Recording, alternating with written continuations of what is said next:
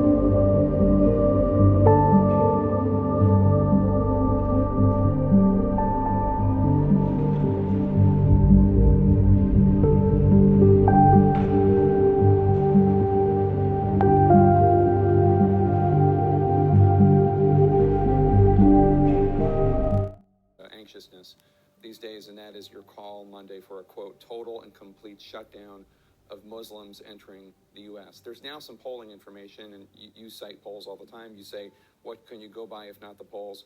And a majority of Americans, 58%, reject this call, reject this proposal to ban Muslims from entering the U.S. Now, I know your supporters agree with you, but this is a poll of the American people. I didn't do it for polls, so I don't even care what the polls say. I didn't do it for polls. Now, my polls happen to have gone up a lot since this announcement. A lot of people thought it would go down. I didn't do it for that reason, but with that being understood, when you're getting a phone call from a polling agency and they're saying, well, you support, the banning of Muslims, etc., do you think they're going to say, who's going to say yes? I don't think the polls are accurate. At the same time, I have many friends that are Muslims, and I will tell you, they are so happy that I did this because they know they have a problem. There is a problem. Your Muslim friends are happy? I have many friends and at the highest level, and they're grateful. I have partners that are Muslim. I have unbelievable relations. They support a ban on Muslims entering the U.S. They said it's about time that somebody spoke up as to radicalism. You have radicalism in this country. It's here, and it's trying to come through. I just read where ISIS has gotten a hold of a passport printing machine for the migrants to get them into the United States. Now, maybe that's true, maybe it's not. It's an early report. But how crazy are we allowing ourselves to be subject to this kind of terror? I don't think anyone doubts that radical Islam is a big problem. But I think the question is your proposed solution a good thing or not? Let me just... Well, in my solution, it's a temporary solution. Until when? Obviously, till we get our hands around the problem. We have a real problem. We have people coming into the country, getting into airplanes and flying them into the World Trade Center. Look at Russia. That was a problem. I mean, with the airplane coming down, we have all over.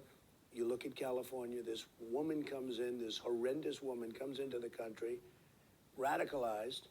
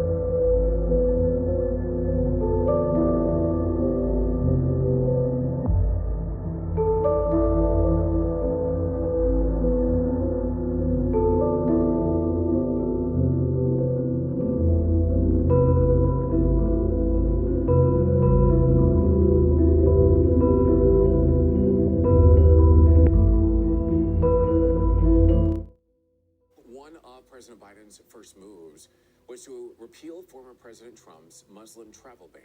And as Nick Monticelli shows us, several community organizations say that it's a move that needed to be done. This is what democracy looks like. Where President Trump enacted the travel ban early in his presidency, protests grew almost immediately. People united will never be defeated. There was anger, fear, and frustration in the Arab and Muslim communities. You know, what does my family, my wife, my son, my daughter have to do with the safety? Initially, the ban restricted travel from many Middle Eastern countries. Legal challenges went all the way to the Supreme Court, and the president won. This is a great victory for our Constitution. We have to be tough, and we have to be safe, and we have to be secure. But yesterday, President Biden repealed the ban, the White House writing, "Make no mistake, where there are threats to our nation, we will address them. When there are opportunities to strengthen information sharing with partners, we will pursue them. And when visa applicants request entry to the United States, we will apply a rigorous, individualized vetting system. But we will not turn our backs on our values with discriminatory bans on entry into the United States."